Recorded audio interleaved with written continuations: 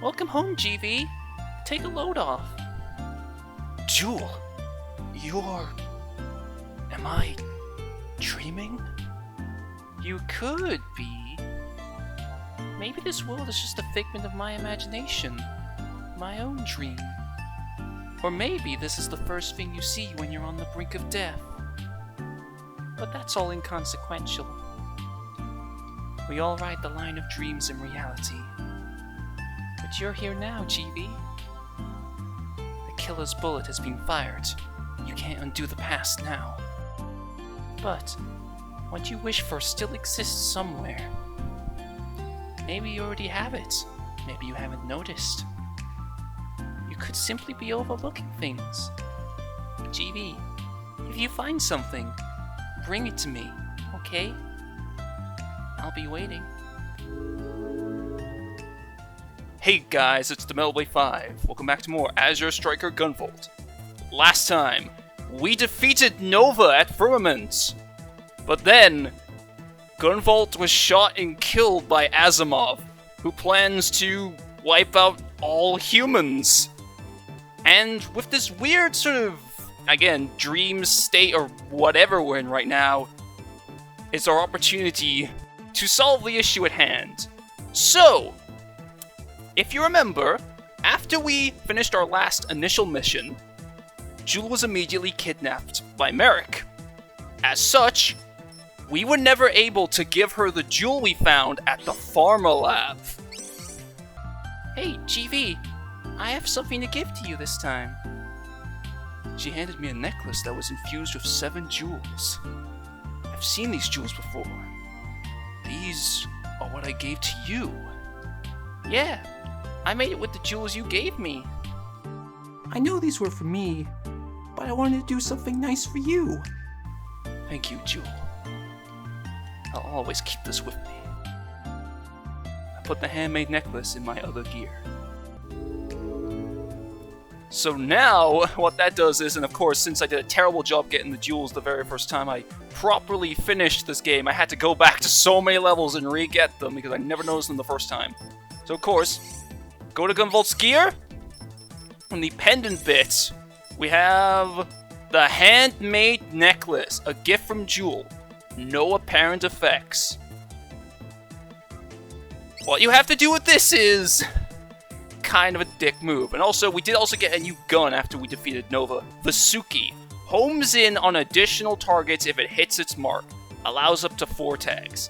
It's pretty good for boss fights since you can just end up hitting them a bunch of times. I don't like it as much as Orochi, but I will use this a bit later on in this episode. But what you have to do with the handmade necklace is we have to go back to Firmament and fight Nova again with this necklace equipped. You have to have the necklace equipped as soon as you enter the level, and you cannot unequip it at any point, not even during the boss fight. And the thing is, because the necklace doesn't have any effects, not only do we not get the damage reduction from the Shield Medallion Plus, but we also don't even get Prevasion. Every hit will deal damage, regardless of if I'm even not using the flash field and still have leftover EP. You need to be really fucking careful when you play through this level. As such, I recommend holding off on using offensive skills and just saving up for Galvanic Renewal, like I did with the boss rush, because you are going into this with such a big handicap. Anyway, I'm just sort of gonna cut out a lot of this stuff as I refight Nova again, and there's sort of just, as I'm going over this sort of like montage thing, I'm just gonna explain some little extra like tidbits, I guess. Oh, and by the way, for some reason, I'm better at fighting Nova with the necklace than without. I have no fucking idea why. Psycho Fusion!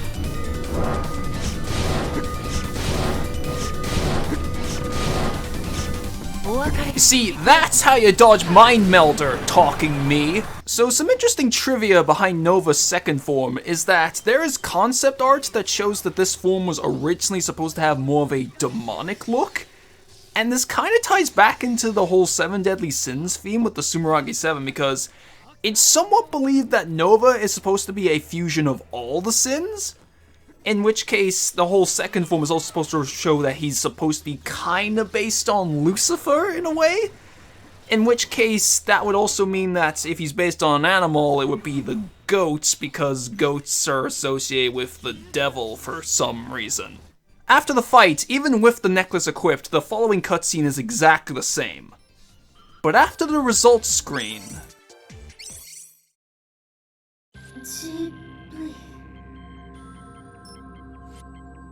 I was feeling such a weird sensation. Last thing I remember, yeah, I was shot by Asimov. I died there.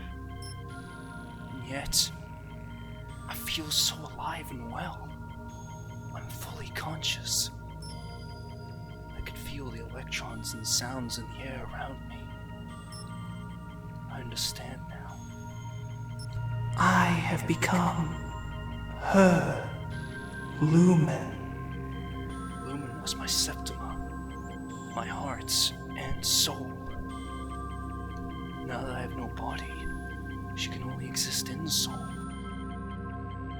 That's why we are now together. Together as one. That's right. GV is... Our minds were now linked. Now that I don't have a body, I'm as free-flowing as electrons. This power is so amazing. Now I can see things so much clearer. He's still alive. He was barely hanging on. We could lose him at any moment. It's a miracle he's still alive. We were both shot just the same. I started to become one with his conscious. Deeper. Further. I traced his whole body with my energy. That's when I saw it. What's this?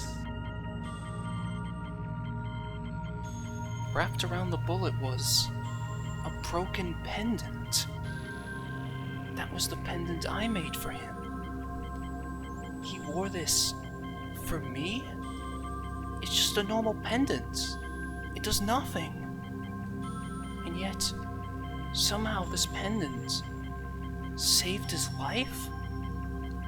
Huh. Thank goodness. I hated that I was always the one being protected all the time. He rescued me, gave me my freedom. At the end of it all, I was able to pay it forward and save him. My heart was overcome with a gentle, warm sense of relief. No, we're not done yet. I'm not through with saving him. That pendant saves his life, but there's so much blood. At this rate, he'll surely die. If that's the case... I don't have a body of my own now. I can't last much longer. So, that leaves us with only one option.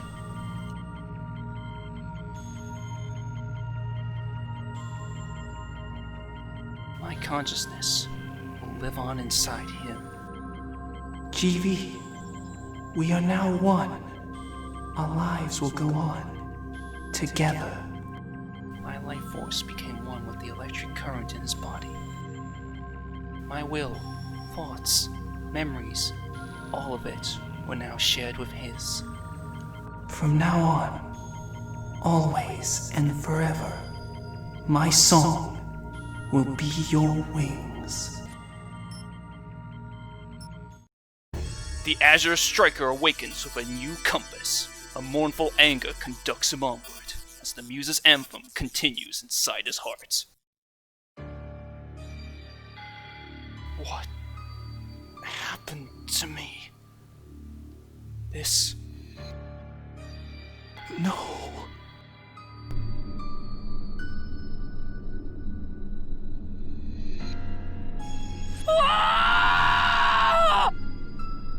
Don't cry, GV.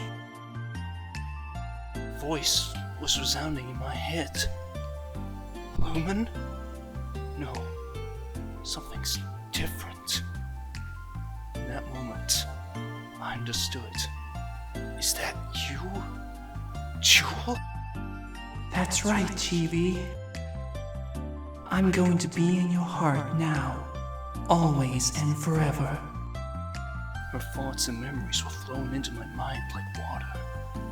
My body was surging with power, more than I had ever felt. Joule did this to save me. I held her body in my arms as it disappeared into a beam of light.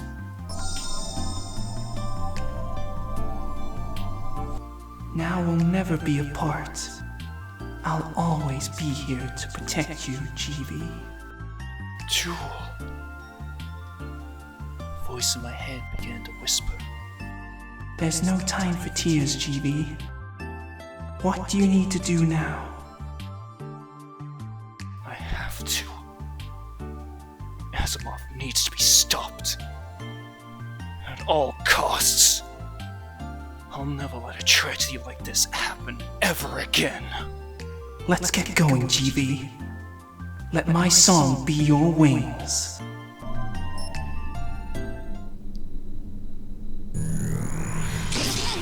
Asimov! Now, with Joule fused with us and adding her own power onto ours, we are basically in the same process as reincarnation. We have infinite EP, and as such, we also have infinite air hops and infinite air dashes. And also, I realized I'm gonna now switch over to Vasuki, and now doesn't matter what you have equipped in the pendant slot, so of course I'm gonna go back to the Shield Medallion Plus. That is of utmost importance.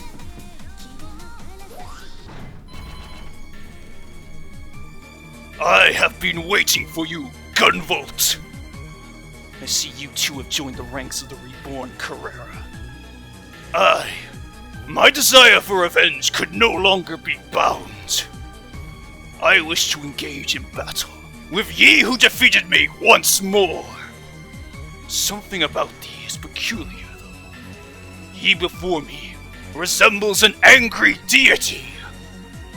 Yes, I can feel it. Your septimal power is mighty. I shall enjoy this. Now, let us knock on death's door with reckless abandon! Yeah, for those who were wondering why Carrera was absent during the boss rush, this is why. He'd been waiting for this moment. This moment is more just basically just to show how much stronger you are with Joule's power combined onto your own. Of course, even though we do have that infinite EP, which again also gives us infinite pervasion, that still doesn't mean we are completely invincible, since we can still get hurt when using the flash field, so you better watch out for that. Get up. And then he's going to use this again. Going to there. And here we go. Once again, Quasar collapse, so I'm going to run to the side. I'm not even going to bother trying using the flash field, because I think that actually adds to you getting sucked in hindsight. So just run. I'm not even I'm not even moving at all. That's amazing. But yeah, again, this fight is very fucking simple, and I don't even need to jump up on the walls in order to do this. I'm probably still gonna get hit though, knowing my luck, but no, I did not. Yes, and of course, I never really found Carrera particularly difficult in the first place. That was stupid of me. Admittedly, I never found Carrera particularly difficult in the first place. So again, just kind of further just shows just how much stronger you are now.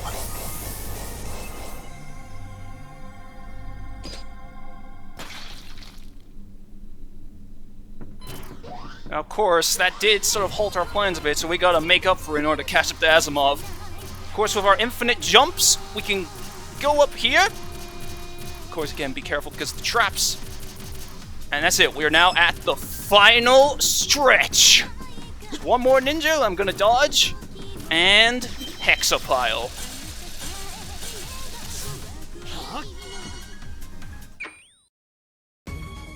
Still alive, I see. What kind of sorcery is this, Chibi? I can't let you go through with this, Asimov. Now I'm gonna protect GV. So that's your game. The Muse transferred her consciousness into you. That's a shame, GB. You could have been the leader of our new world with power like that. Too bad for you. I have no such interest! I slipped up somewhere along the line where I raised you. But now, it's too late. Here and now, the Gunvolt who stands before me is my enemy!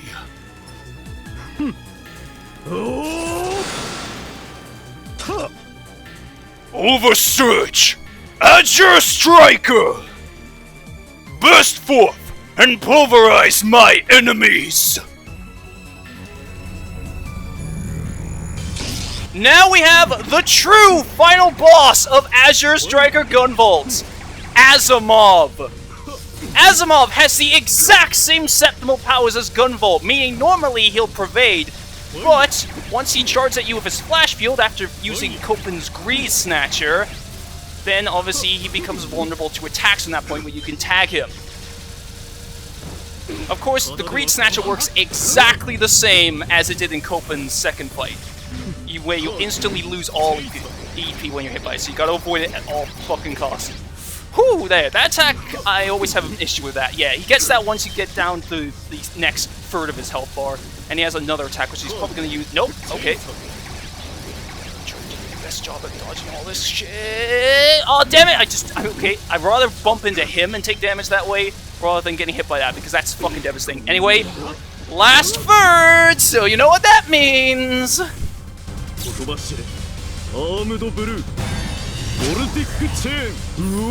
this attack, you want to jump to the top of the screen where it's safe, and fuck me. For some reason it stopped working, but yeah, that attack does a ton of fucking damage if you are hit by it, so be very fucking careful there. Alright. Let's see, I'm gonna be a bit ballsy here. Oh no, his pervasion activity. Fuck. Should have saved my SP to use split second. Fuck!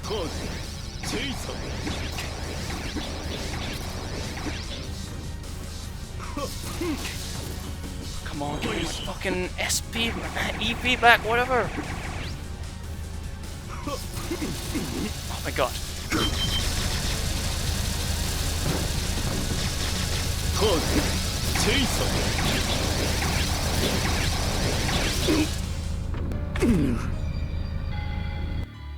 Just as I expected, Gunvolt. With that power, you would make a great leader in our new world. I want no part of that. The only thing I wanted was to take revenge for Joule. Yeah, I can see that. But you will never be able to stop Adepts from uprising. With that kind of power, you will either fight against them or alongside them. And sooner or later, you will be caught up in the struggle. This is farewell, GV. I leave the future of Adepts in your hands. Good luck.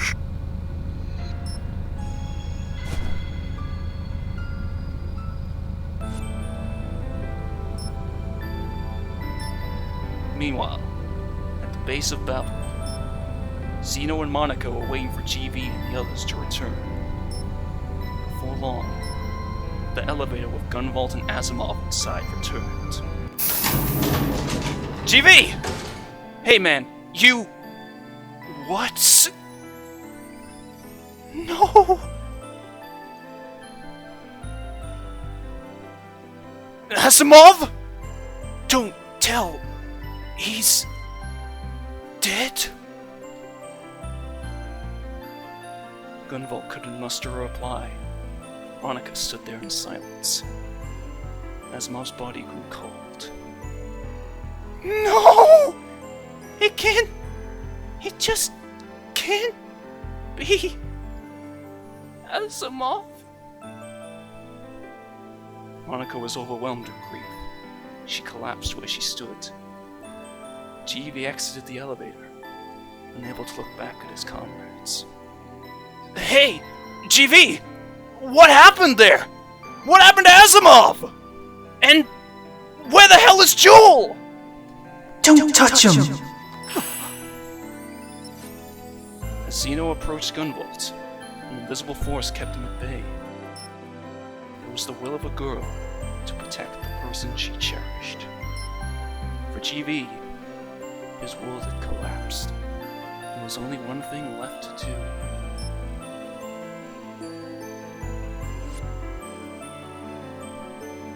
Daybreak began to set in, as the sunlight vanquished the night sky. The long night came to an end. Many thoughts raced in his mind. That was when the muse gently said to him, GV, from now on, we'll be together forever. So tell me, where do you want to go?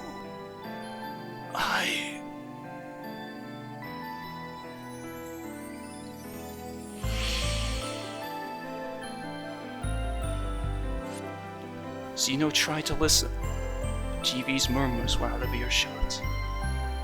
All he could do was gaze off into the distance at his friend.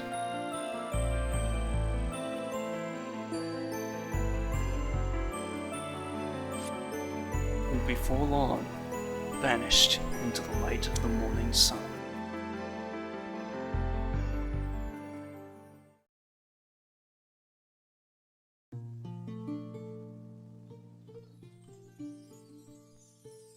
And that was the true ending of Azure Striker Gunvolt. So, because I spent the last episodes with the credits basically talking about my thoughts on like the game overall and this LP, I wanted to use this moment to more so talk about the actual process of the whole multiple endings thing. So, the whole, like, different ending things really caught me off guard, and I do think it's a little bit strange for a platformer game to really have this kind of thing, especially when you have to get the bad ending where Gunvolt dies first in order to get the true ending here. It's kind of strange, and I do think it's a little bit stupid that you basically just have to fight the penultimate boss again, but with this big handicap against you in order to really do it. Although granted, I think it's better than what they did with the same kind of circumstance in the sequel. But yeah, I just thought it was kind of weird. And also, because, admittedly, I found the twist of Asimov being evil to be kind of predictable from my perspective. Because, like, ever since I played the 3DS version, and I got to the part where Asimov just disappeared in Eridu, that immediately just put a red flag in my mind, and I just always had the idea that he's going to turn out to be evil. So it didn't surprise me that was the case. My only issue was the fact that, to me, from what I had seen, it felt like they didn't really explain all that well why he had that ideology of wanting to kill all humans.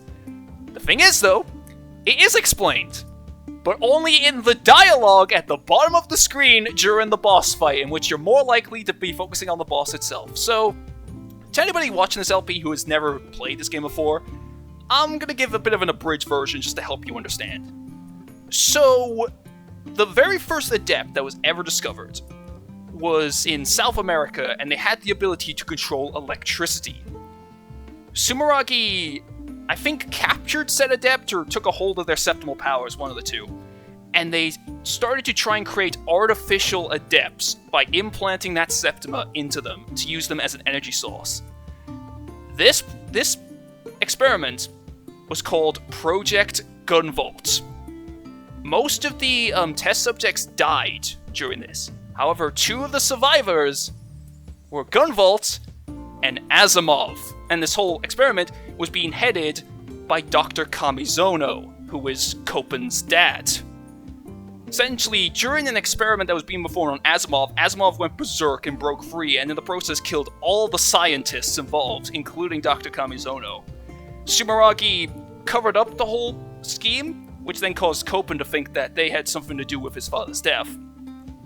And then, essentially, sometime later, Asimov came back and rescued Gunvolt from the same experiments and took him into Quill, which he had already, established for the idea to, go all Magneto and try to kill all the, non-adepts. And yeah, that was when he took Gunvolt in. So yeah, it is explained. I just kind of wish they sort of actually explain it more in areas where the player's more likely to actually notice the explanation. But, yeah, that ending. Oh boy. I'd say this is probably the saddest ending out of any game that I have recorded on this channel. Because, other games I've played have had, sad moments, but ultimately ended on a positive note, but this one is just depressing, and the entire series is kind of like this, honestly.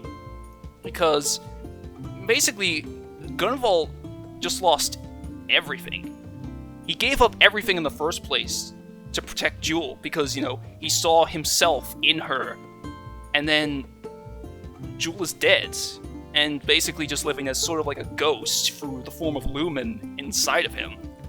And then he had to kill Asimov, who is, basically his foster father. And then obviously, and the Junction, basically leaving behind Zeno and Monica at the end because he couldn't even really face them after, again, having to kill Asimov and stuff. So he just lost everything. He's just stuck wandering, I guess, which is still kind of what he does at the beginning of the sequel. And I remember when I got to this end the first time, I just felt so emotionally destroyed. I felt so empty on the inside after this. Because I was like, huh. Because I don't think I've really played that many games that really have, sad endings like this. And I just felt so depressed. Because the main thing is just that freaking Asimov, huh.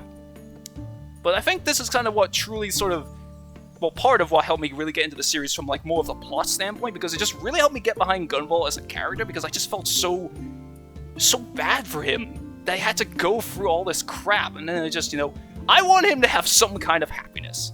And that's all. This whole ending was kind of like when I first saw Joker, where I had the same feeling of just feeling so emotionally empty afterwards. So yeah, the plot is quite simple, but that ending point I think really sells it for me. Because it's kind of like a classic Mega Man sort of storyline with an X-series tone, and then that ending, just holy shit. That just got me so emotionally invested. And while the exact timing of this LP was done to take a break from all the sequels I was doing, it does open the way for me to play the other games, because I do plan on LPing Gunvolt 2 at some point in the future. And after that, maybe I can even do Luminous Avenger X, yes, that's how you say it, and possibly even Gunvolt 3 sometime after that comes out, if I'm still doing YouTube at that point. But anyway, I believe this is getting near the end of the credits, so, again, I did really enjoy doing this LP and finally getting to share my sort of experiences of Gunvolt with you all. Even if I had to sort of butcher the cutscenes a bit with my bad voice acting. And then, again, despite that, I do hope that you enjoyed the LP overall. And I'll see you for the next one, where, once again, going back to continuations with the one that I've wanted to do for the longest.